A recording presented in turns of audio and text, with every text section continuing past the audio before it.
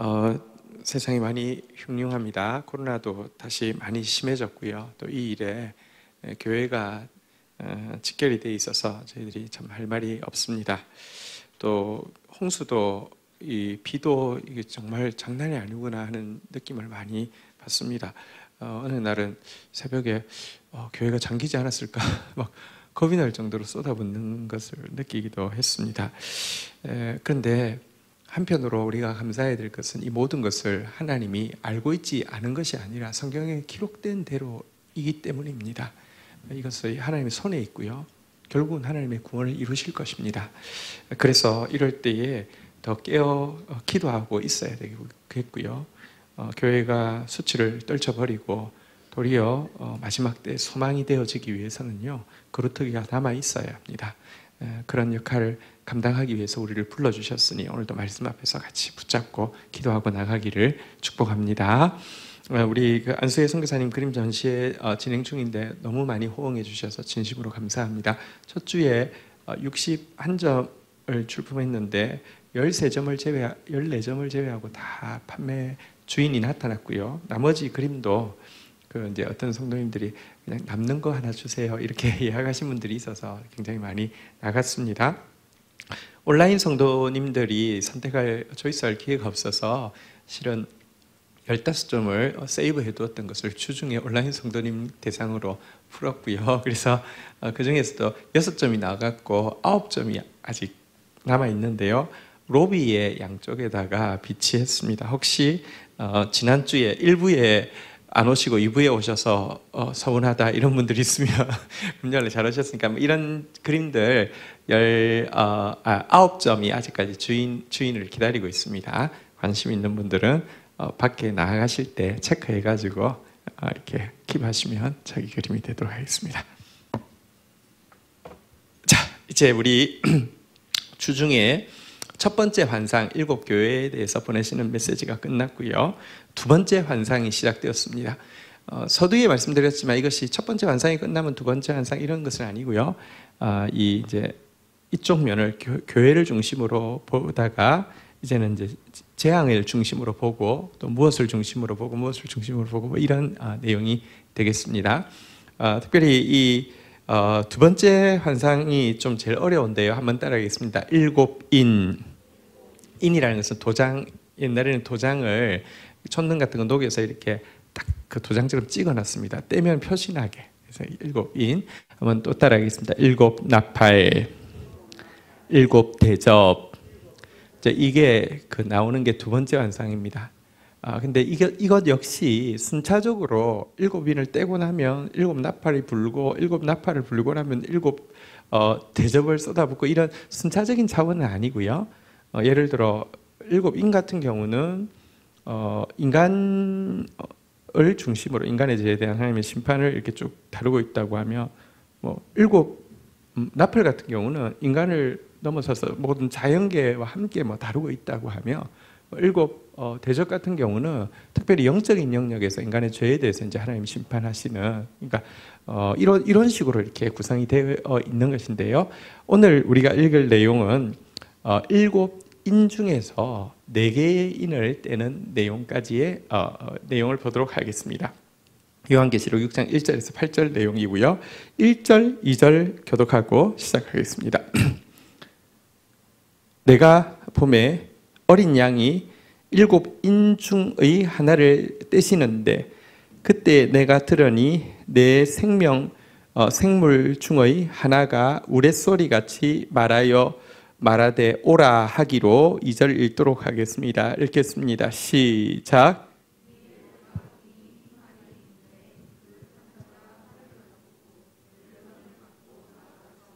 이기고 또 이기려 하더라. 자, 우선 1절에 보시는 바대로 이제 재앙이 시작이 되는데요. 인간 세계에 있는 재앙들을 다루고 있는데 이 재앙들의 궁극적인 주관자 혹은 이렇게 주권자는 한번 따라하겠습니다. 어린 양 대신 예수 그리스도께서 떼시는 거고요. 첫 번째 인을 이 예수 그리스도께서 떼실 때에 그 메시지를 선언하는 이도 내 생명 중에 하나, 다시 말하면 그룹 천사가 이것에 대해서 우레소리 같이 든 말로 오라 이렇게 선언하고 있는 것을 보게 됩니다. 우리에게 일어난 일에 대해서 서두에도 말씀드렸듯이 두려워할 필요가 없습니다. 하나님께서 모르시는 일이 일어난 것이 아니라 하나님께서 알고 있는 일이 일어나고 있습니다. 그러나 다시 이야기합니다. 하나님이 아는데 왜 이런 재앙을 주느냐? 하나님은 재앙의 하나님인가? 그렇지 않습니다.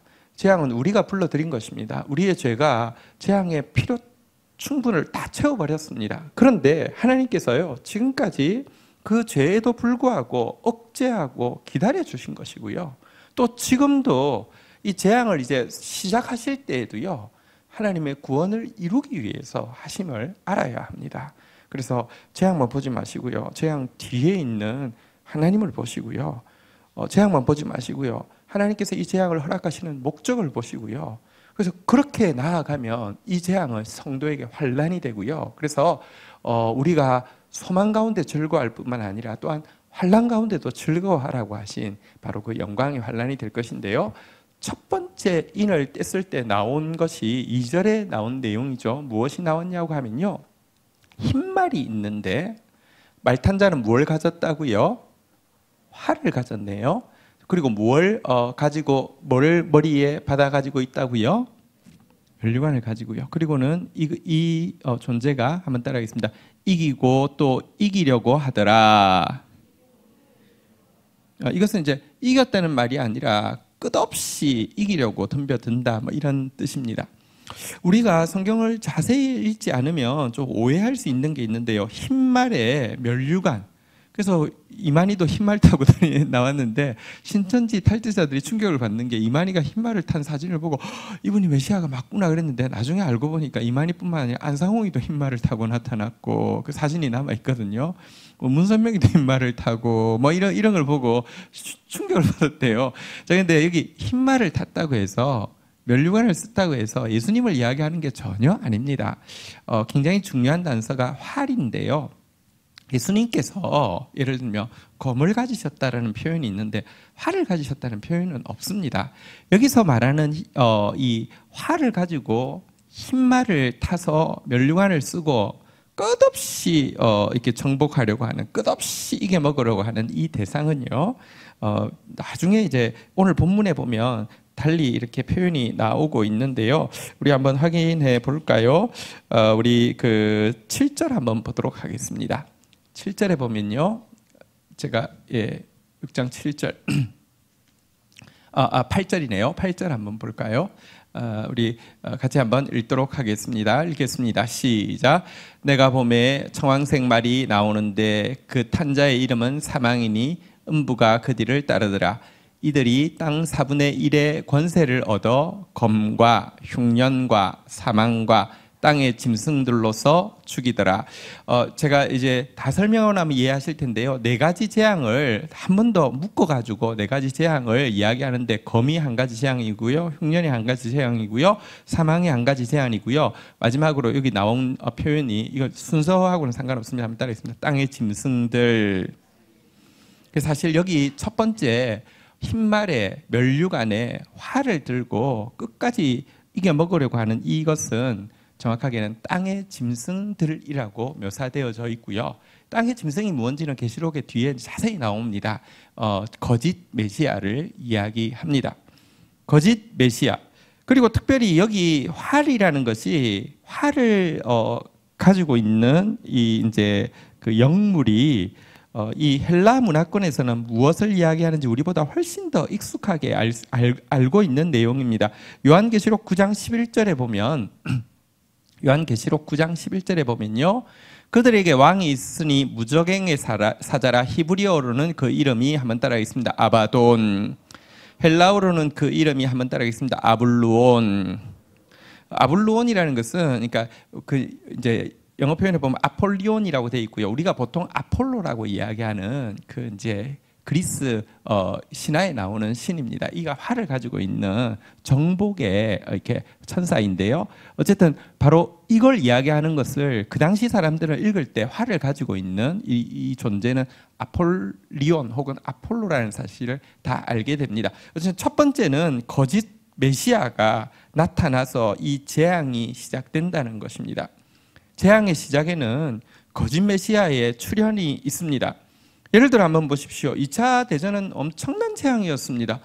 정말 상상을 초월하는 재앙이었습니다. 근데 이 엄청난 재앙, 이 큰 전쟁은요, 전쟁하자 한다고 전쟁이 된 게 아닙니다. 사실은 전쟁은 인간에게 있어서 가장 불합리한 일입니다. 어떻게 이런 일이 있을 수 있을까 싶습니다. 지금도 전 세계의 관계가 만만치는 않죠. 미국과 중국 간의 관계도 만만치 않고요.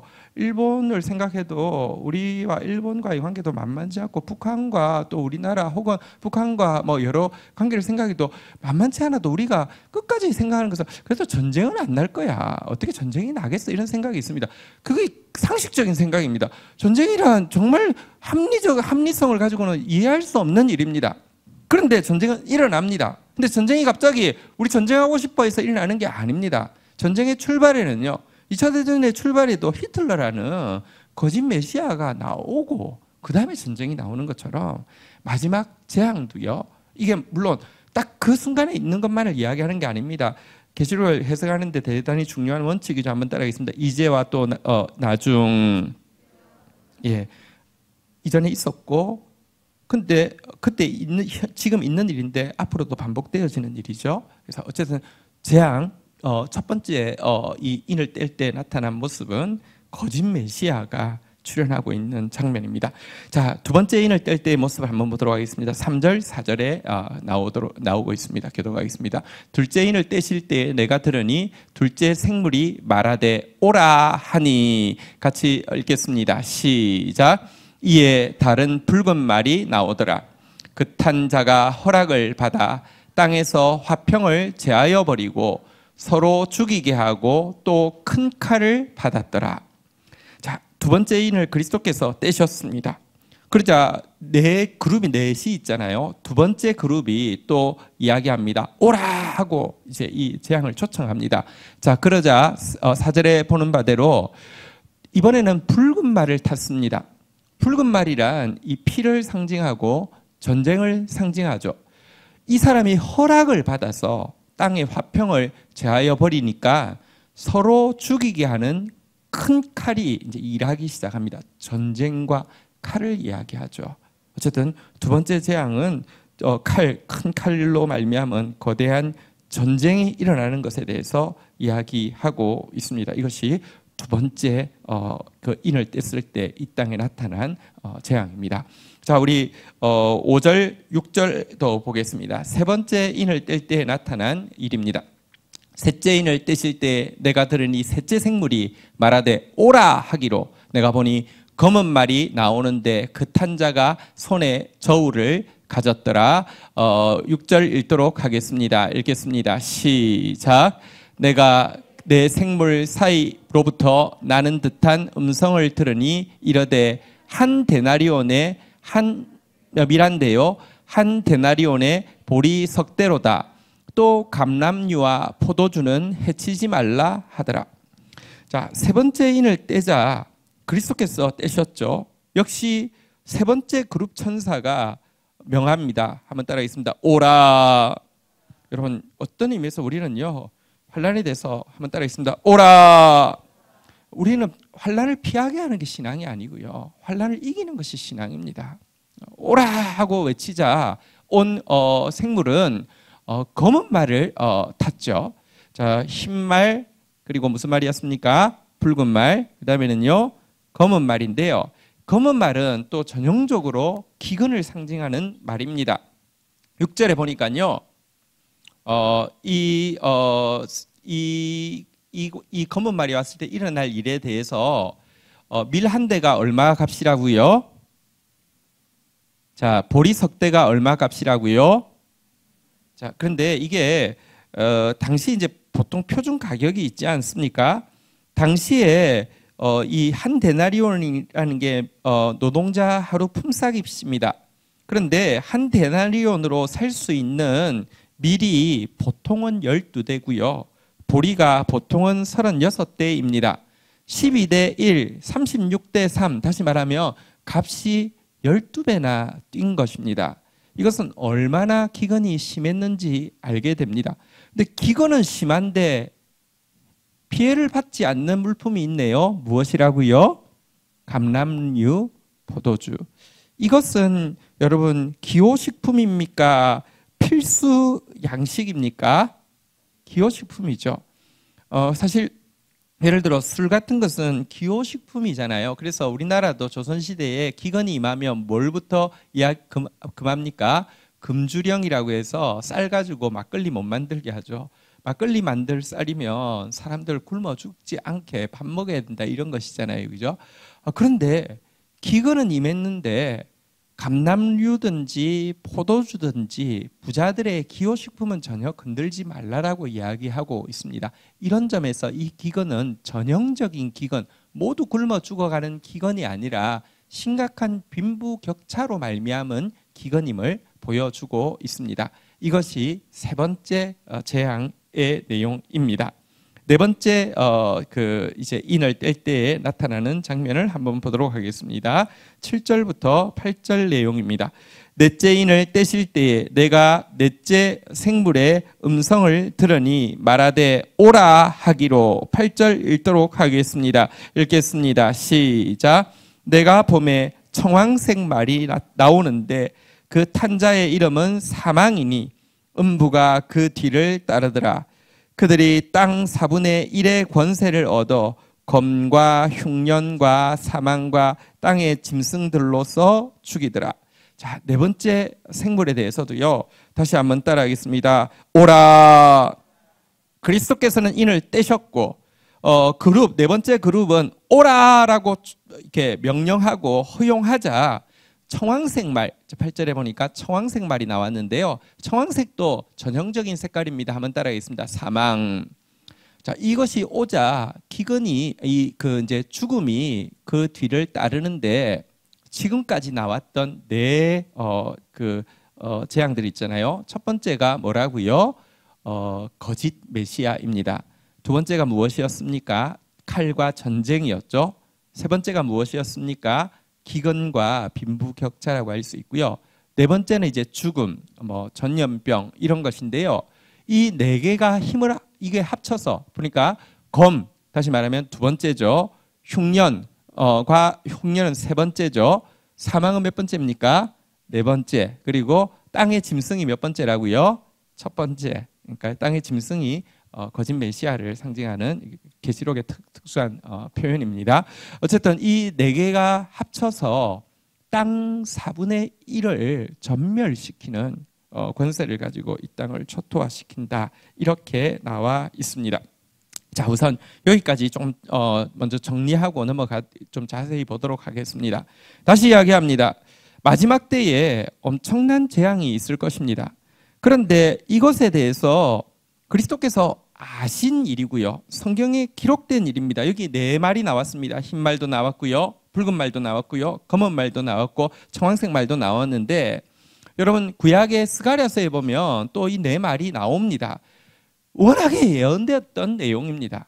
그리스도께서 인을 떼셨고 그룹 천사가 오라고 초청해서 온 것임을 우리가 알 필요가 있습니다. 두려워할 필요 없습니다.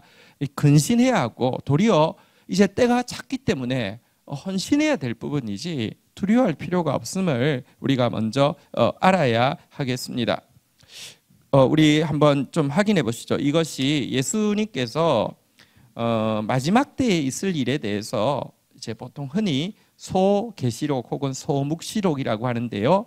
예수님이 당신의 재림 전에 있을 일을 예언하신 게 사복음서 중에서 마태복음 24장, 마가복음 13장, 누가복음 21장에 나오는데요. 24장 3절부터 한번 보십시다. 여기에 보면 이 지금까지 나온 네 재앙에 대해서 자세히 나오고 있습니다. 예수께서 감람산에 앉으셨을 때 제자들이 조용히 와서 이르되 우리에게 이르소서 어느 때에 이런 일이 있겠사오며 또 주의 임하심과 세상 끝에는 무슨 징조가 있으리까? 이렇게 물어보자요.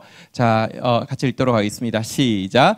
예수께서 대답하여 이르시되 너희가 사람의 미혹을 받지 않도록 주의하라. 5절 제가 한번 읽도록 하겠습니다. 많은 사람이 내 이름으로 와서 이르되 나는 그리스도라 하여 많은 사람을 미혹하리라. 첫 번째가요. 오늘 여기 계시록에서 이야기하고 있는 대로 흰 말에 면류관을 써서 꼭 그리스도처럼 보이지만 실은 활을 가지고 영어 성경에 보면 디스트로이어라고 나오는데요. 끝없이 정복하려고 하는, 만족할 줄 모르고 정복하려고 하는 이 거짓 메시아의 출현이 첫 번째 이 마지막 때의 징조라고 이야기하고 있고요.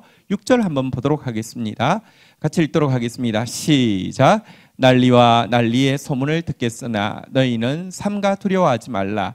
이런 일이 있어야 하되 아직 끝은 아니랴. 그러니까 전쟁 소식이 막 끝없이 이제 들리기 시작할 거라는 것이죠. 두 번째와 같음을 알게 될 것입니다.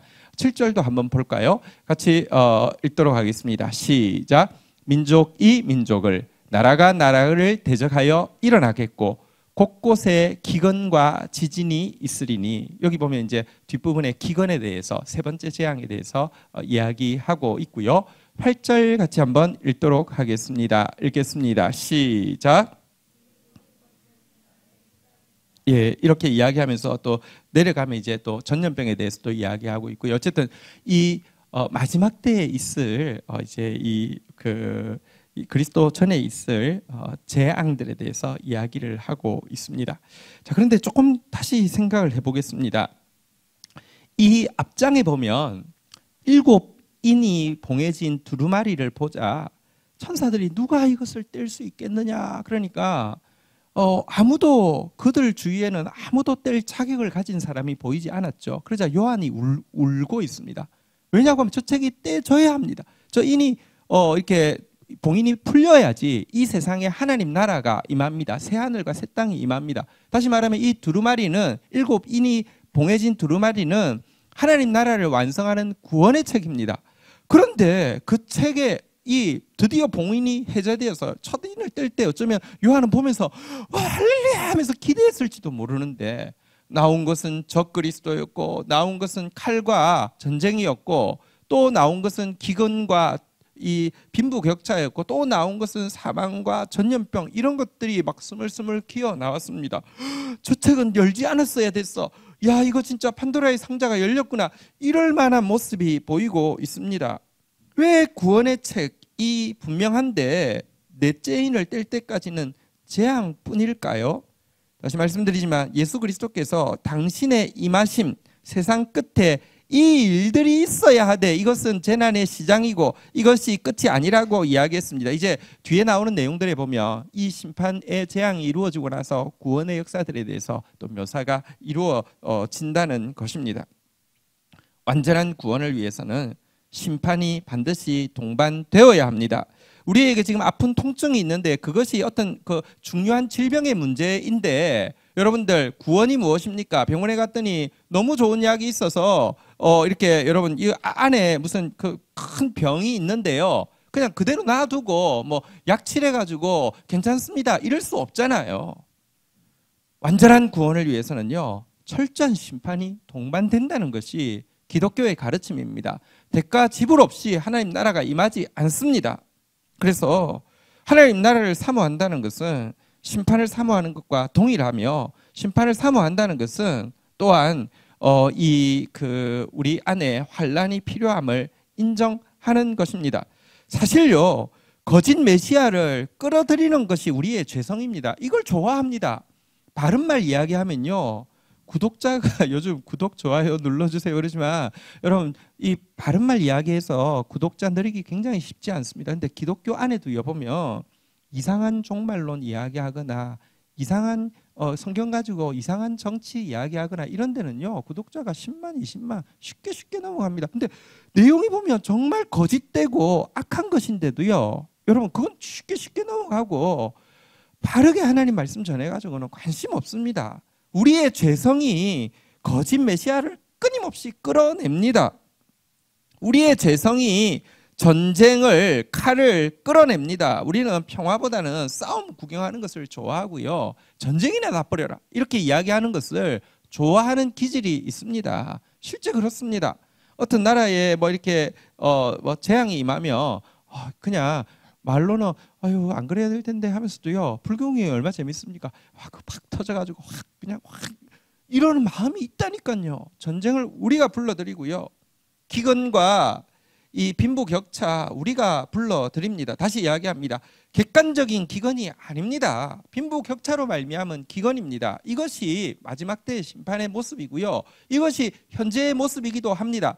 여러분, 지금도 전 세계에 많은 사람이 굶어 죽어가지만 이 지상에 있는 곡식의 절대량이 부족한 적은 한 번도 없었다고 누가 이야기하더라고요. 왜냐고 하면 가진 나라들에서는요, 가격 이렇게 조정하기 위해서 그걸 다 바다에 빠뜨려서 버리는 곳도 있고요, 없는 곳은 절대량이 없어서 죽어가는 것도 있고요. 빈부격차로 말미암은 기근, 이거 불러내는 것이 인간입니다. 전염병, 지금 우리가 팬데믹 아래 있지만 이거 누가 불러들였습니까? 우리가 불러들였습니다. 이것에 대한 심판 없이 하나님 나라가 이룰 수 없고요. 또 그러면 우리는 크리스찬인데 우리는 상관없냐? 아니요.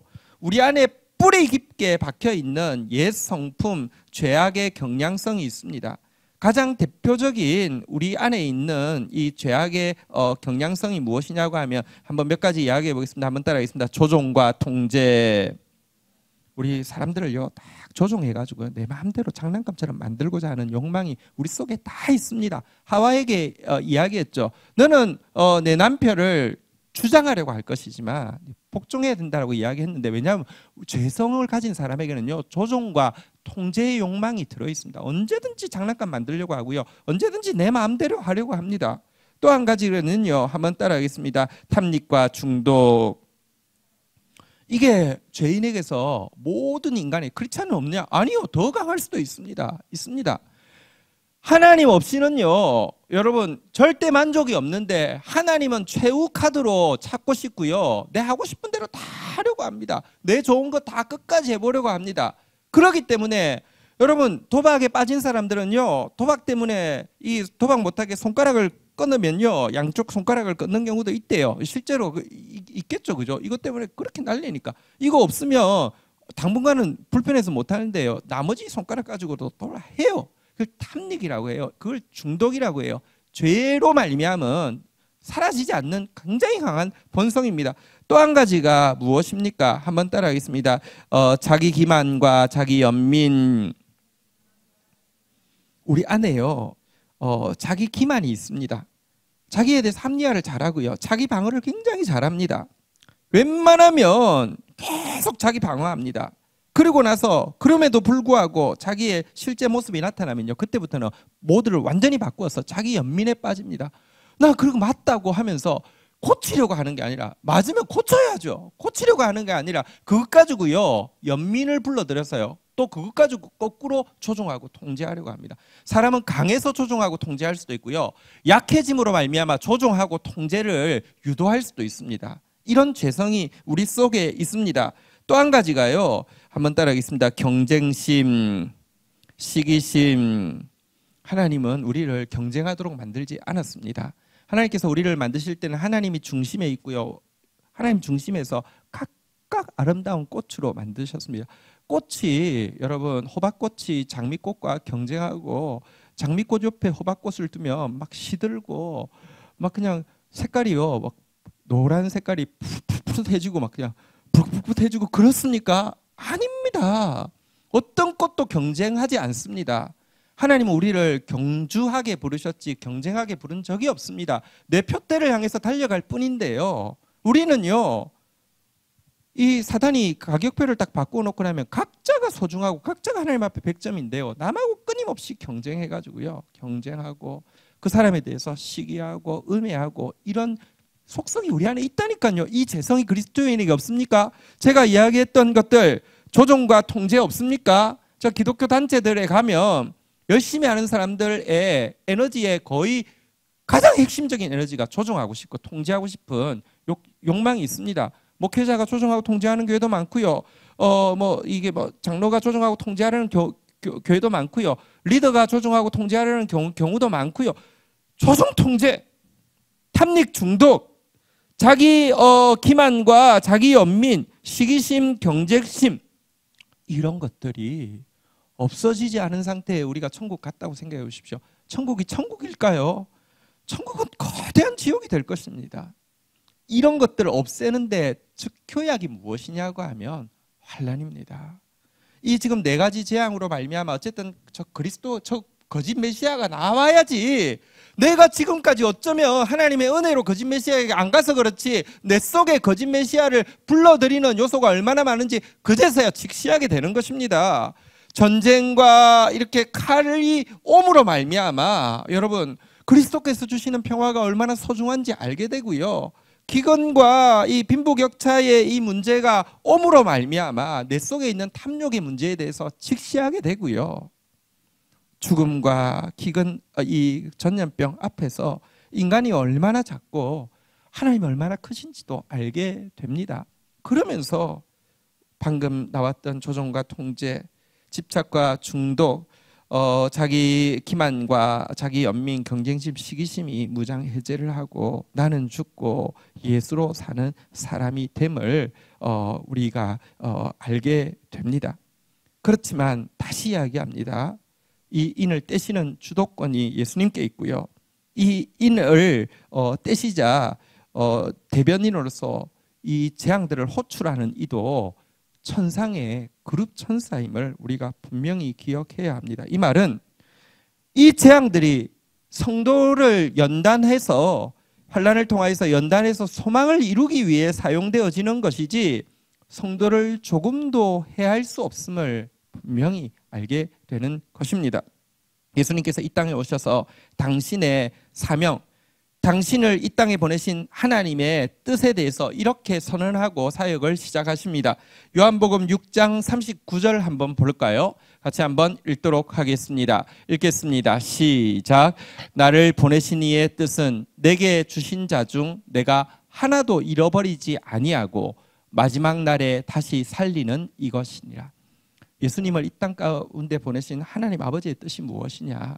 예수님께 맡기신 영혼 중에 한 영혼도 잃어버리지 않고 마지막 날에 하나님의 나라에서 하나님과 함께 왕노릇할 자로 다시 일으키는 게 당신의 사명이라고 선언하시고 사역을 시작하시고요.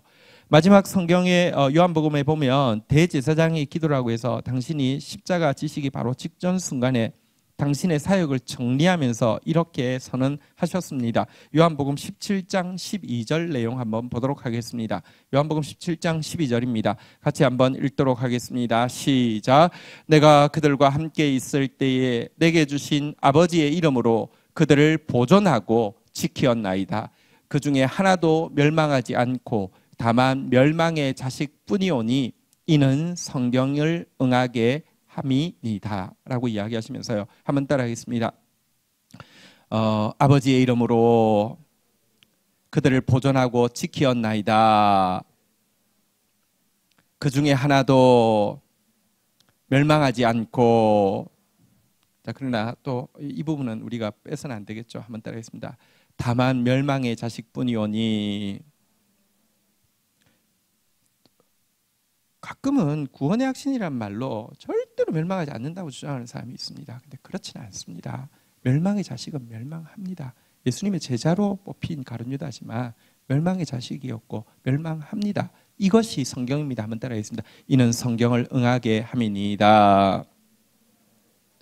그럼 누가 멸망의 자식인가? 멸망의 자식이라고 도장을 찍어놨는가? 성경 전체가 이야기하는 것은요, 끝까지 회개하고 끝까지 겸손한 사람을 구원을 막을 방법은 없습니다. 그러나 어느 순간부터 자기가 기준이 되고 말씀을 자기 기준에 붙이기 위해서 이용하고 사용하는 자, 교만한 자에 대해서는 멸망의 자식이라고 이야기합니다. 우리 잘 알지 못합니다. 그러나 그리스도의 크심을 알고 그분의 사랑을 알고 그분 앞에서 환난을 통하여 우리의 죄를 발견하고 끝없이 회개하며 나아가기만 하면 구원받게 되고요. 구원이란 비참하게, 오늘 본문에도 나오지만 구원이란 비참하게 단지 구원받는 것이 아닙니다. 우리를 주와 함께 다스리게 하는 것이죠. 구속받는 것, 그리스도의 피로 우리를 구원하는 것으로 그치는 것이 아니라 우리를 생명의 면류관을 쓰고 생명의 왕노릇하게 하는 것이 구원이라고 했는데요. 끝까지 회개하고 끝까지 겸손한 자는 넉넉히 이 생명의 왕노릇하는 주와 함께 다스리는 이 사명을 감당하게 될 것입니다. 지금 다시 코로나도 심해지고 있고요. 우리나라가 그나마 안전하지 지금 온 세계가 혼란 가운데 있습니다. 그러나 주님의 때가 가까운 때이기 때문에 이때일수록 깨어 있어야 하고요. 어느 순간부터 여러분 교회의 멸망의 자식은 멸망할 것입니다. 지금 교회는 끝없이 여러분 교만해져 있고요. 끝없이 다른 사람을 판단하고 정죄하는 것은 가깝지만 자기 모습을 돌아보는 모습은 이제 거의 사라져버린 교회들이 많이 있습니다. 심판이 있을 것입니다. 그루터기만 남을 것입니다. 그러나 그루터기가 그루터기로 남아야지 세상이 구원의 길을 어디에도 둔 적이 없기 때문에 교회에 묻게 될 것이고, 교회는 바른 진리를 가지고 또 바른 삶으로 그들에게 존경받으며 이 세상을 회복하는 데 마지막 때 사용되어질 것입니다. 대규모의 심판도 마지막 때에 예비되어 있지만 대규모의 말씀의 부흥도 성경은 약속하고 있습니다. 저는 우리에게서 어떤 현실적인 가능성이 보여서 이 말을 하는 것이 아닙니다. 성경에 그렇게 약속되어져 있고요. 그 말씀은 반드시 응하게 될 것이기 때문에 이때를 위해서 우리 준비해야 됨을 믿습니다.